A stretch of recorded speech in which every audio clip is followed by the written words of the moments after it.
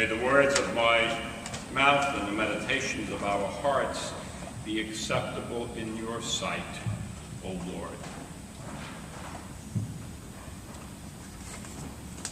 Last Sunday, we celebrated the resurrection of our Lord. And if you would try to find words to describe this, it would be extremely hard. Magnificent, splendor, joyful, unbelievable. And we could go on and on, each word maybe catching a little bit of what the resurrection is, but no one word capturing it all, because that event is outside of our experience and outside of our vocabulary. We don't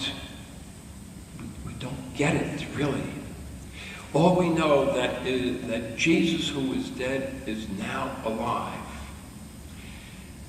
Now, if somebody heard that story for the first time, and then you said to them, what do you think the resurrected Lord did then?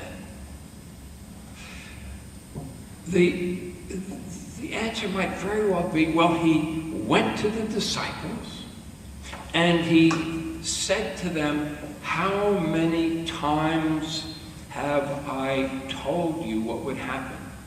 That I would go up to Jerusalem where I would be tried and crucified and then on the third day rise again. And you didn't believe it. How thick can you be? How often must I tell you this? Or they might say, well, maybe he went to Pontius Pilate. Said, hi, Pontius. Guess what happened? You condemned me to death. You saw that I was crucified. You got reports that I died. I was put in a tomb, and you put soldiers around the tomb. But guess what? Here I am.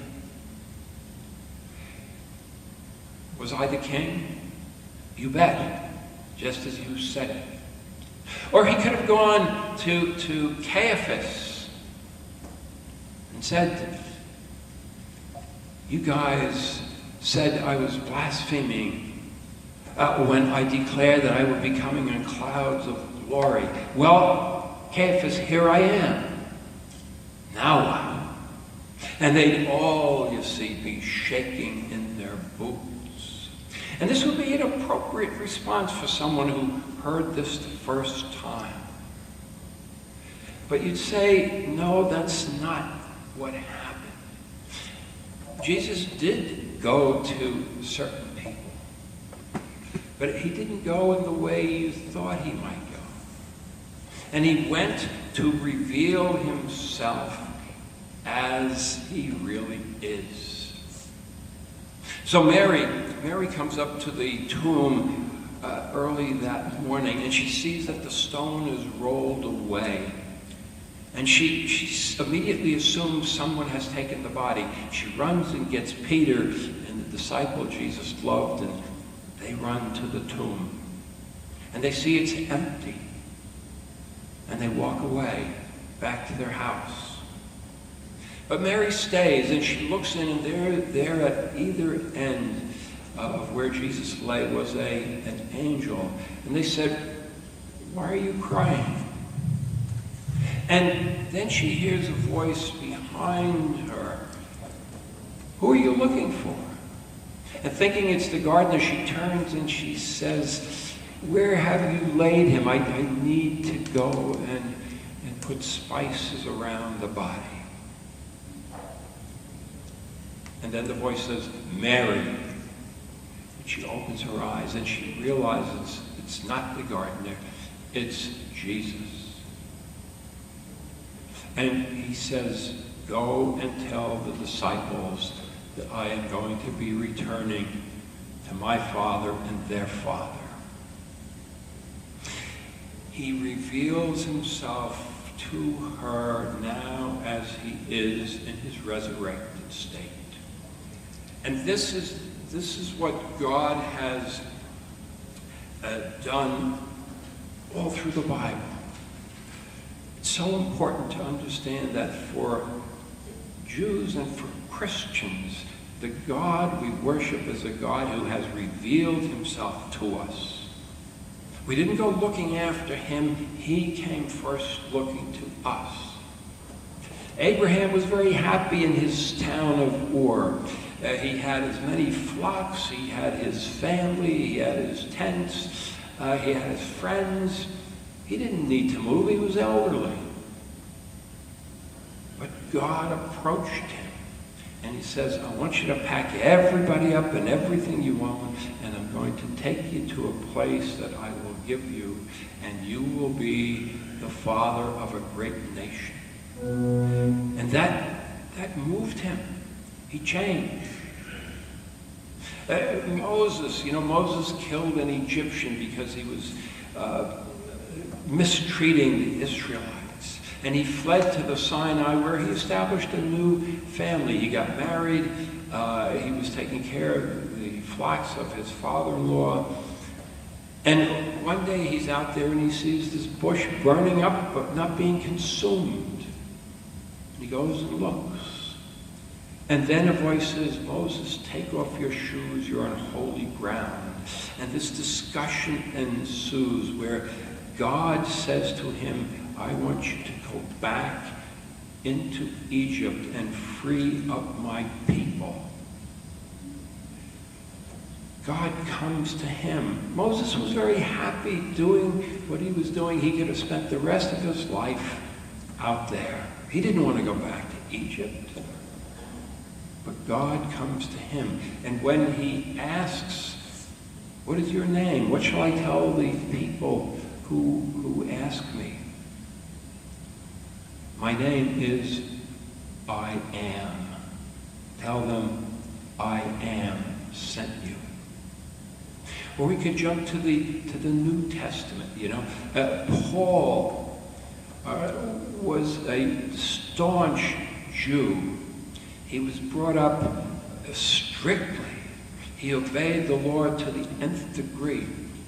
And when this new sect of quote, Christians came up, they were neither, fowl nor fish nor fowl. They were neither Jews nor Christians. They were a combination of both in the beginning. And he tried to get rid of this cancer, these Christians who he felt were just hurting the Jewish faith.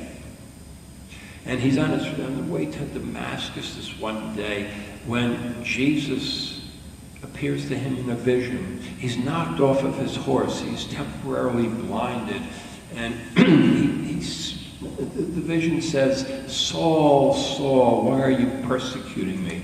By the way, Saul is the Hebrew name, and Paul is the Greek name. It's the same person.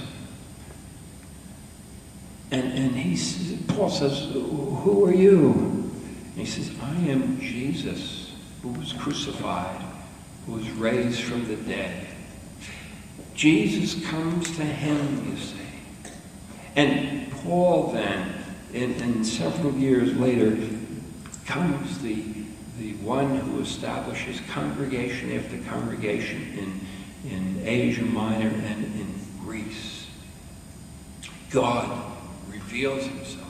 And so he reveals himself to his disciples now. He's going to find his disciples. They are hiding.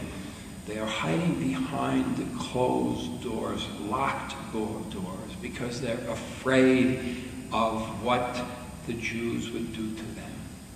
They're afraid that they might also be crucified as they had seen Jesus crucified on Friday. But the closed doors mean nothing, you see. And Jesus is going to look for them. It reminds us, does it not, of the parable of the shepherd and the sheep. A man has 100 sheep, and he counts them this one day, and he realizes one is missing. And we're told in the little parable that he leaves the 99 and he goes hunting for the one that's missing. It could be caught in a thicket. It could be wandering around, having fallen somewhere, broken its leg. Or if it's not that, it will surely be attacked by a lion or a wolf. No matter what, there's going to be certain death in its future. It will not be able to protect itself. And he goes and he finds that sheep and he rejoices by bringing it back. And so we have Jesus going out now looking for the disciples because he knows that without him, his disciples are lost. They're going to flounder. They're not going to know what to do. Their lives will be incomplete. Yeah, we followed this guy for 3 years and now look, and what do? We've got nothing to show for it. And so he goes to find them. They're behind closed doors. They built walls around them, you see. And we do the same thing. Sometimes we just need to hide. It's very easy to do. At Second Chance, occasionally we'll get a 17-year-old boy coming through, and you look at him, and his eyes don't shine. He's kind of got this stare. He's failed so many times that he's got nothing to look forward to. He doesn't know which direction to go. He's lost. He's floundering. And he needs help, or else it's never going to happen for him. Or, you've had a rejection in your life. Someone you were very close to. Someone who has dropped you, jilted you, whatever. And you want to just close yourself off in a room. Lock the doors, 4 walls keeping you safe because you don't know what to do.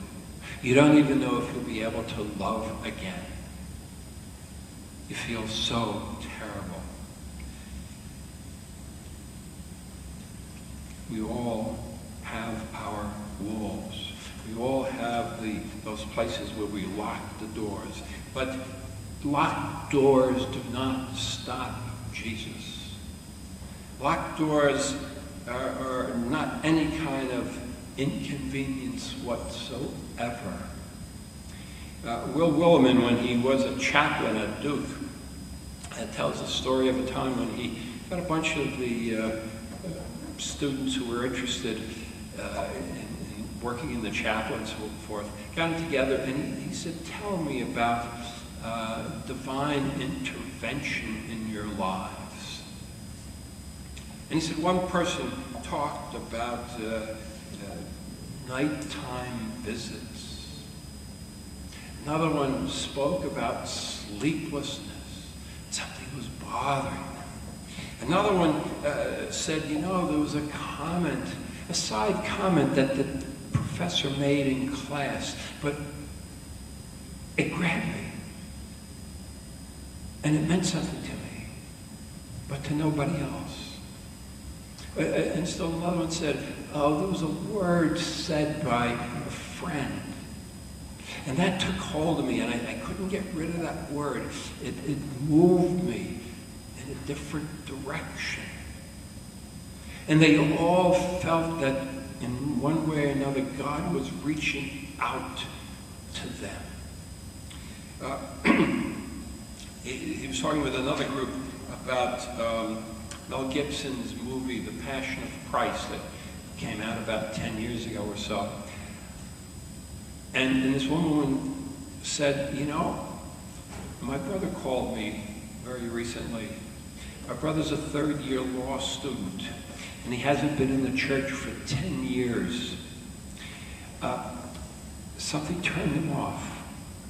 But he called me up, and he said, can you recommend a church that I could go to?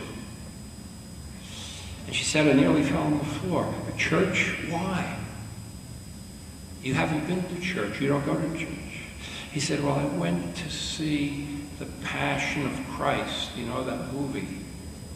And he said, while I was there, something inside of me said, you've got to go back to church. And so I'm now trying to find a church I can go to. God reaches out in various ways, you see. Our doors and our walls don't keep him out. At one point, Willimon said, you know, for me to come into your dorm, I need to get a pass. I need to get permission from the dean of students and la-di-di-la. But Jesus doesn't need that at all. It doesn't matter where you are or how you're hiding. And so Jesus goes to his disciples. All of a sudden, he's amongst them. And what are the first words out of his mouth? Peace be with you. There's no condemnation. There's no reprimand or no harsh words. Peace be with you. Earlier in the gospel, Jesus had prayed for unity. He said, as the Father and I are one, so let us also be one with those whom I have reached out to. We speak about the marriage union. We speak about the family unit. We speak about the unity that we have within a family. These are the closest of relationships that we have, or at least that we should have. But it also extends to friends. We have friends we are very close to, and they're going to be there for us no matter what we do or how we act. There is a unity between us. There is a oneness between us.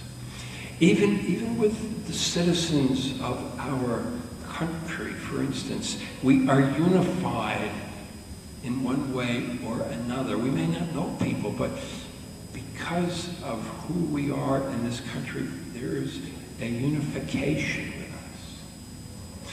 But it's this unity, you know, this oneness that, what else can we ask for? That's the best that we're going to do in this life, to have a closeness and a unity.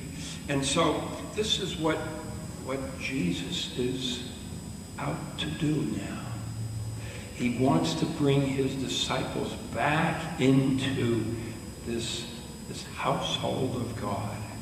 He wants them to feel that, yes, we are still brothers of him, brothers of the Christ. We are children of God. We belong to him. And there's nothing that's going to separate us from him.